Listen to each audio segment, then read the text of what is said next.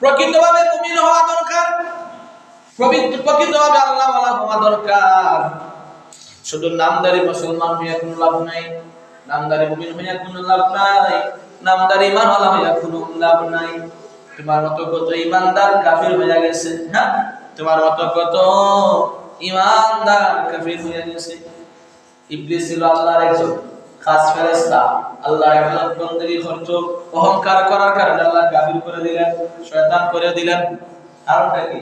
অহংকার করার কারণে। ইবলিস তো ছিল আল্লাহর একজন ফেরেশতা, যা আল্লাহ পাক রব্বুল কারীম বলতেন তাই ইবলিস করত, আল্লাহর গোলামি করত, আল্লাহর দাসত্ব করত আসমানে। কিন্তু যে সময় আল্লাহ আদম বানাইলেন, আদম বানাইলে সে বললেন তুমি আদমের সাজদা করো, তখন ইবলিস বলল আমি আগুনের তৈরি, অহংকার করে বলল আমি আগুনের তৈরি, আমি আদমকে সাজদা করব, আমি আদমকে সাজদা করব না। তখন আল্লাহর কথা অমান্য করার কারণে আল্লাহ বলে আবা ওয়াস্তাকবার ওয়া কানা মিনাল কাফিরিন। আরে ইবলিস তুমি আমার কথা অমান্য করার কারণে আমি আল্লাহ তোমার কাফিরের অন্তর্ভুক্ত করলাম, তুমি কাফির কাফির কাফির। তাহলে ঈমানদার ইবলিস, ইবলিস ছিল আল্লাহর ফেরেশতা, কত ঈমান ছিল তার, নামাজ পড়তো, আল্লাহর গোলামি করত, সে অহংকার করার কারণে আল্লাহ তারে কাফির বলতো। আবার যদি আপনি আমি অহংকার করি তাহলে আল্লাহ বলে আমার তো কাফির বলতো, আমার বা কিয়ামতের দিন, এখন হয়তো বা মারলা না, কিয়ামতের দিন তো জাহান্নামে ফেলাইবা। অহংকার করা যাইব নি, ভালো কাজ করা লাগবে, মন্দ কাজ করা যাইতো না, হ্যাঁ, জিনা ব্যভিচার জুলুম করা যাইতো না।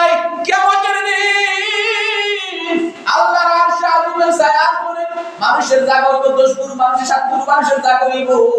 এর ভিতরে ন্যায় বিচার যারা করবে, যারা ন্যায় বিচার প্রতিষ্ঠা করব, যারা ন্যায় বিচার করব, আমার আল্লাহ পাক কাল কিয়ামতের দিন এদেরকেও আরশে আজিমের ছায়া করে জায়গা দিবা।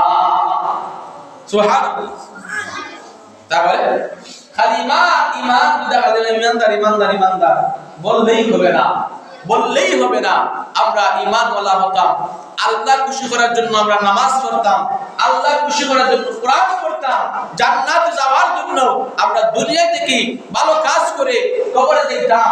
যে কবরের বিছানা মাটি, যেই কবরের মধ্যে অন্ধকার, ওই কবরকে আলোকিত করার জন্যই দুনিয়ার জমিনে আল্লাহ বলেন ভালো কাজ করো, ভালো কাজের আদেশ দাও, মন্দ কাজ থেকে নিষেধ দাও। সুবহানাল্লাহ।